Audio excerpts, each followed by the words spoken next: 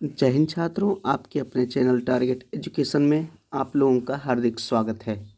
आज मैं आप लोगों को गणित के कुछ ऐसे सवालों को बताने जा रहा हूं छात्रों, जो कि 14 फरवरी 2023 गणित के एग्ज़ाम में 100% आएगा या उसी का टाइप 100% आएगा। जी हाँ छात्रों, आज कुछ ऐसे सवालों को बताने जा रहा हूँ। तो आप लोगों से एक छोटी सी रिक्वेस्ट है कि अगर अभी तक मेरे इस चैनल को सब्सक्राइब नहीं किए हैं तो सब्सक्राइब कर ले तथा बेल आइकन को भी दबाना न भूले, ताकि इसी प्रकार की उपयोगी वीडियो आप लोगों तक आसानी से पहुंच सके। तो छात्रों, आइए आज शुरू करते हैं आज का पहला प्रश्न। आज का पहला प्रश्न है,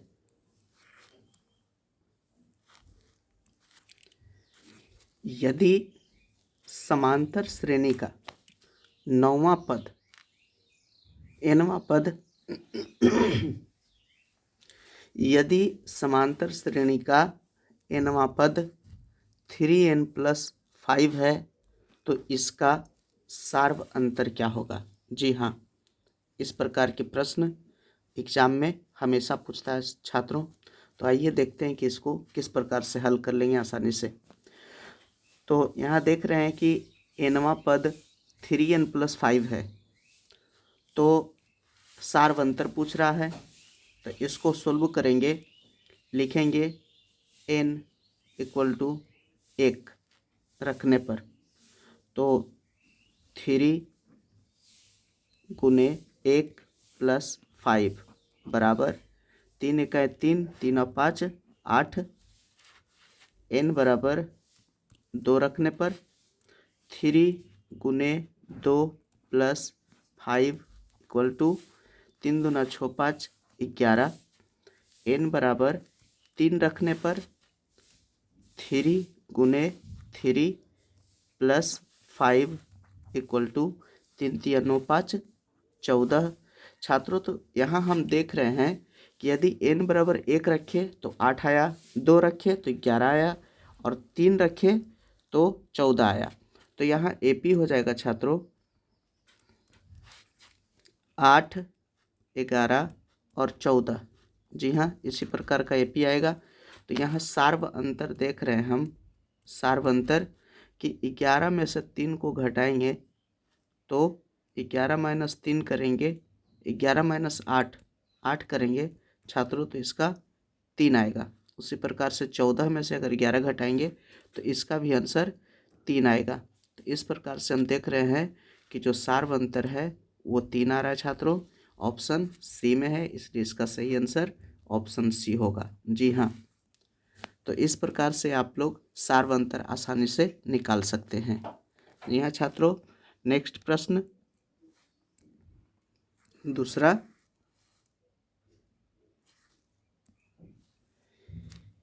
समांतर श्रेणी 5 7 9 11 का कौन सा पद 29वां है। जी हाँ, 29 है। कौन सा पद 29 है। 5 7 9 11 का कौन सा पद 29 आएगा। जी हाँ, तो यहाँ मान लेते हैं कि nवां पद 29 है, यानी कि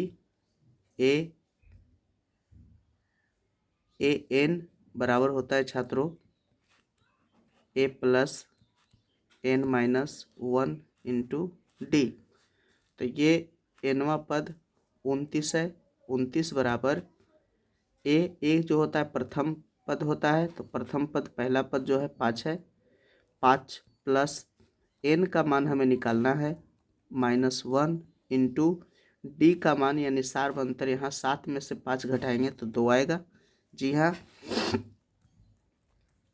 29 बराबर 5 + n में 2 से गुना करेंगे 2n, -2 में 2 से गुना करेंगे तो 2 आएगा। अब क्या करेंगे कि 29 ये 5 आ जाएगा माइनस में और 2 आ जाएगा प्लस में, = 2n। जी हाँ, 29 में से 5 घटाएंगे तो 24 और 2 जोड़ेंगे छात्रों तो 26 होगा। 26/2 बराबर n बच जाएगा, 2 से कटेगा 26 13 बार में, इसलिए n बराबर 13 होगा। जी हाँ, यानी कि nवां पद जो है मतलब 13वां पद जो है वही 29 होगा। तो यहाँ ऑप्शन ए है छात्रों, इसलिए इसका सही आंसर ए होगा। जी हाँ, आशा करते हैं कि समझ में आया होगा। नेक्स्ट प्रश्न देखते हैं छात्रों, 3 नंबर का। जी हाँ, प्रश्न है निम्नलिखित में कौन यौगिक संख्या है। जी हाँ, यौगिक संख्या। तो यौगिक संख्या छात्रों,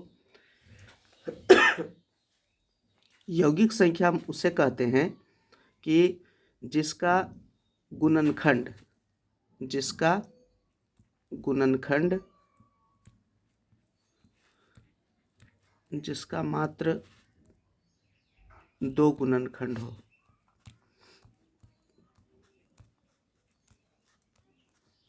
जिसका मात्र 2 गुणनखंड हो।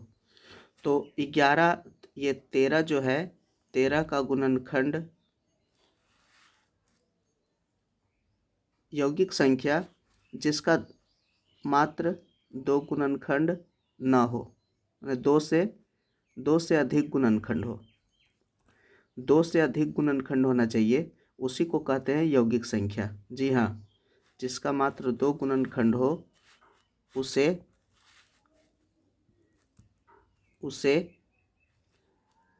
रूढ़ संख्या कहते हैं। रूढ़ संख्या कहते हैं। रूढ़ संख्या कहेंगे, ये पूछता है कि रूढ़ संख्या किसको कहते हैं। तो जिसका मात्र 2 गुणनखंड हो उसे रूढ़ संख्या कहते हैं, और 2 से अधिक गुणनखंड हो उसे यौगिक संख्या कहते हैं। 2 से अधिक, जी हाँ, 2 से अधिक गुणनखंड, 2 से अधिक गुणनखंड वाले को यौगिक संख्या कहते हैं। यौगिक। तो यहाँ यौगिक संख्या 13 देखेंगे तो 13 जो है सिर्फ 1 और 13 से विभाजित होता है। 23 जो है 1 और 23 से विभाजित होता है। 32 जो है वो 1, 2, 4, 8, 16, 32 से होता है, और 17 1 और 17 से होता है। इसलिए यहाँ यौगिक संख्या जो होगा वो 32 होगा। जी हाँ, क्योंकि इसका गुणनखंड 32 जो है वो 1 से भी कटता है, 2 से भी, 4 से भी, 8 से भी, 16 से भी और 32 से। यहाँ पर 32 का गुणनखंड 2 से ज़्यादा है, इसलिए यौगिक संख्या 32 है।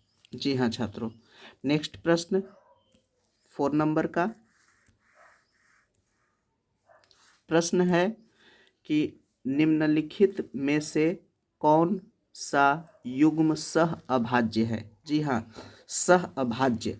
तो सह अभाज्य कहते हैं छात्रों कि जब दो संख्याओं का जब जोड़ा का जो मस, यदि मस जो है एक रहता है यदि दो संख्याओं का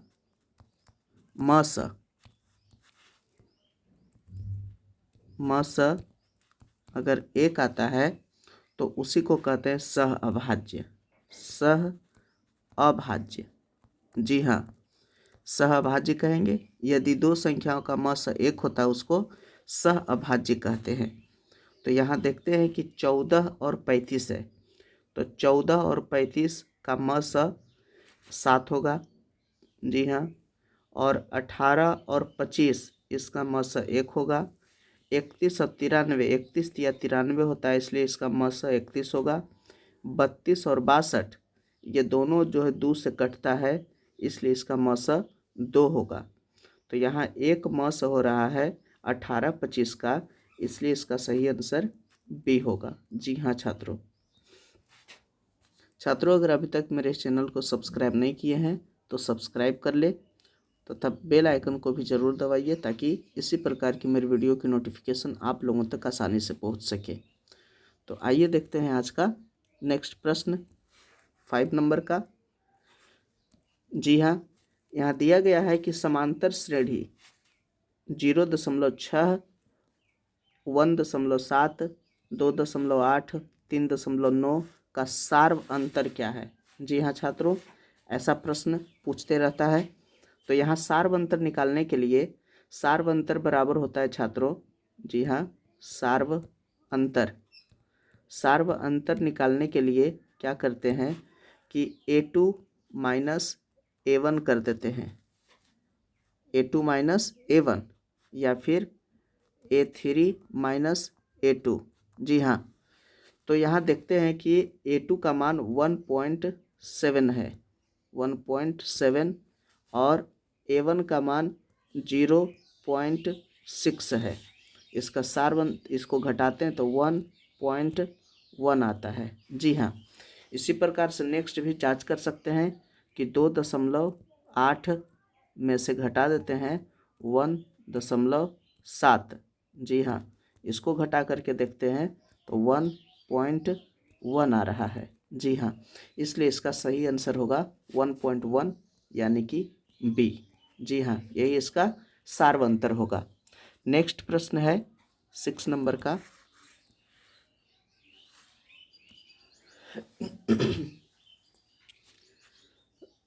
4/5 A2 किसी समांतर श्रेणी के 3 क्रमागत पद हैं, तो A का मान क्या होगा? जी हाँ, यहाँ A का मान पूछा जा रहा है।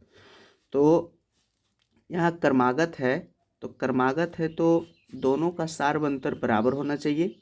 जी हाँ, तो दूसरा पद में से पहला पद को घटाएंगे यानी कि A माइनस 4/5 के बराबर हो जाएगा 2 माइनस A।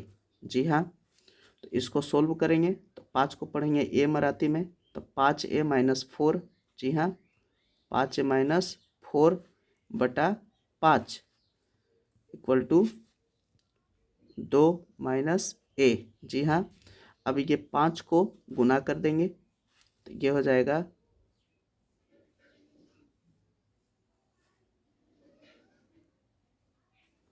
5A माइनस 4 बराबर 5 दूना 10 माइनस 5 में A से गुना होगा तो 5A ये वाला 5A आ जाएगा बराबर के इस साइड, तो प्लस 5A। जी हाँ, बराबर 10, और ये 4 चला जाएगा इस साइड प्लस में 4, तो यहाँ हो जाएगा 10A इक्वल टू 14। जी हाँ, तो A बराबर हो जाएगा 14/5। ये कटेगा 14 यहाँ 10 है तो 10 आ जाएगा, तो ये 10 कट जाएगा 5 से और 14 कट जाएगा 7 से, तो यहाँ हो जाएगा 7/5। जी हाँ, यह 7/5 आपका आंसर होगा। तो ऑप्शन A 7/5 यही आंसर होगा। जी हाँ छात्रों, नेक्स्ट प्रश्न को देखते हैं 7 नंबर।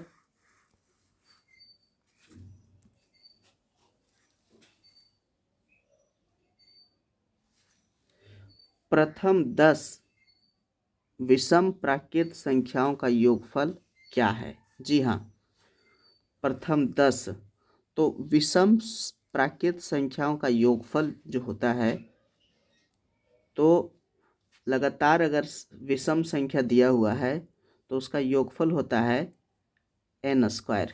जी हाँ, n²। तो यहाँ 10 दिया गया है तो 10 का स्क्वायर कर देंगे तो 10 का स्क्वायर होता है 100, इसलिए इसका सही आंसर 100 होगा। जी हाँ, ऑप्शन सी n² होता है।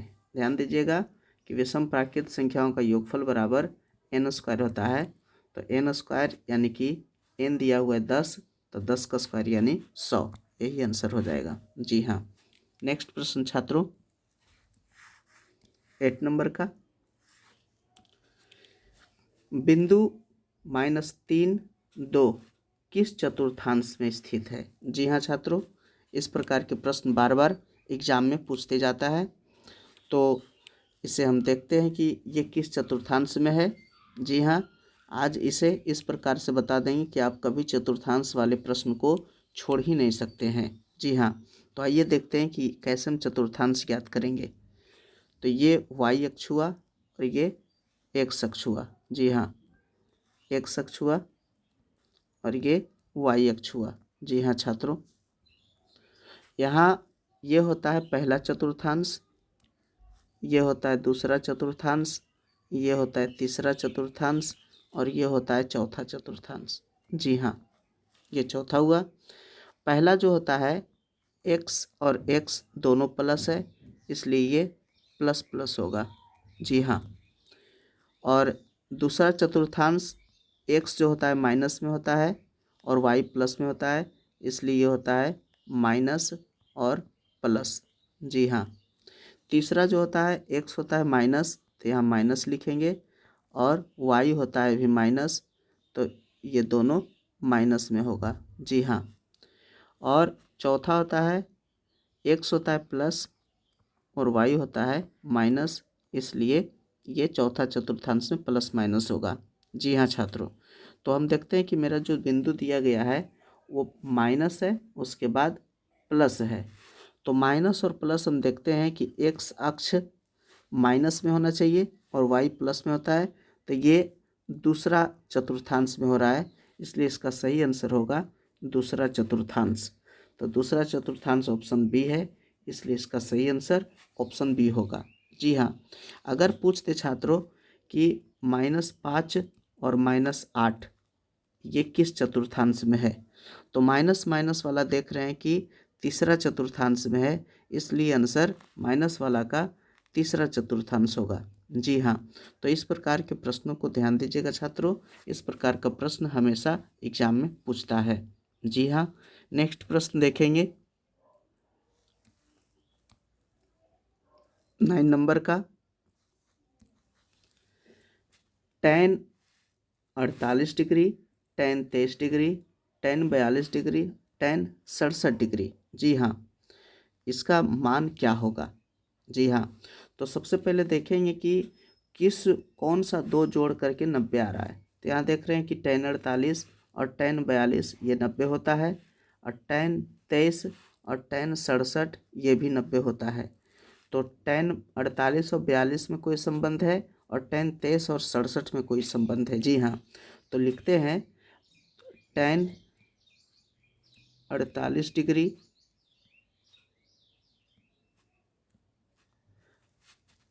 और tan 42 को 90 माइनस थीटा कर देते हैं, यानी कि 90 माइनस 48। जी हाँ, 90 माइनस 48, तो ये हो जाएगा tan 48 और tan 90 माइनस थीटा बराबर होता है cot 48। जी हाँ, ये cot 48 हो गया। इसी प्रकार से 23 और 67 को भी चेंज करेंगे, तो इसको लिख देंगे कि tan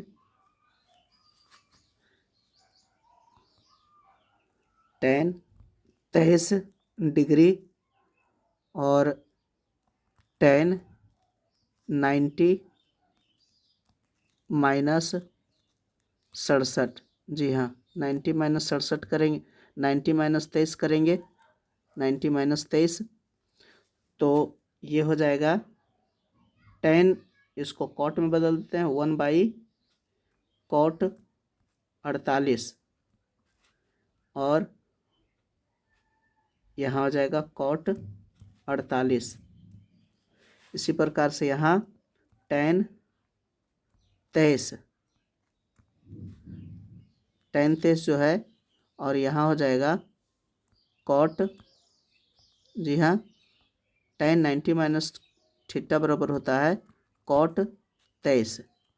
जी हाँ, तो ये cot से 48 से ये cot 48 कटेगा, और इसी प्रकार से इसको 1/cot 23 लिखेंगे, गुने cot 23 लिखेंगे, तो इससे cot से ये cot कट जाएगा, यानी इसका मान भी 1 आया और इसका मान भी 1 आया, यानी 1 गुने 1 यानी कि 1। जी हाँ, इसलिए इसका सही आंसर होगा 1 होगा, इसलिए ऑप्शन बी इसका सही आंसर होगा छात्रों। जी हाँ, नेक्स्ट प्रश्न 10वां ये भी काफ़ी इम्पोर्टेंट प्रश्न है। 12 सेमी व्यास के एक गोले का आयतन क्या होगा? जी हाँ, 12 सेमी व्यास के एक गोले का आयतन, जी हाँ, एक गोला दिया गया है और एक गोला है और उसका व्यास 12 सेमी है। तो जब d बराबर 12 है तो r बराबर हो जाएगा 6, यानी 12/2 यानी कि 6 हो जाएगा। तो यहाँ पूछा जा रहा है गोला का आयतन, तो गोला का आयतन होता है 4/3 पाई r क्यू। जी हाँ, तो 4/3 पाई r का मान 6 के क्यू, तो 6 गुने 6 गुने 6 लिख सकते हैं 3 बार। ये 2 से कट गया। जी हाँ, तो अब गुना करते हैं। 6 छक 36, 36 दूना 72, 72 और 4 में गुना करेंगे, 72 और 4 में 2 चौके 8, 7 चौके 28, यानी कि 288 पाई। जी हाँ, ऑप्शन 288 पाई, और सेमी में है तो घन सेमी हो जाएगा आयतन। तो ये देखते हैं कि ऑप्शन डी में है, सी में है। जी हाँ, डी नहीं है क्योंकि इसमें पाई नहीं है, और ये सी में जो है 288 पाई घन सेमी, इसलिए इसका सही आंसर जो होगा ऑप्शन सी होगा। जी हाँ छात्रों, आशा करते हैं कि ये सभी गणित आप लोगों को समझ में आया होगा।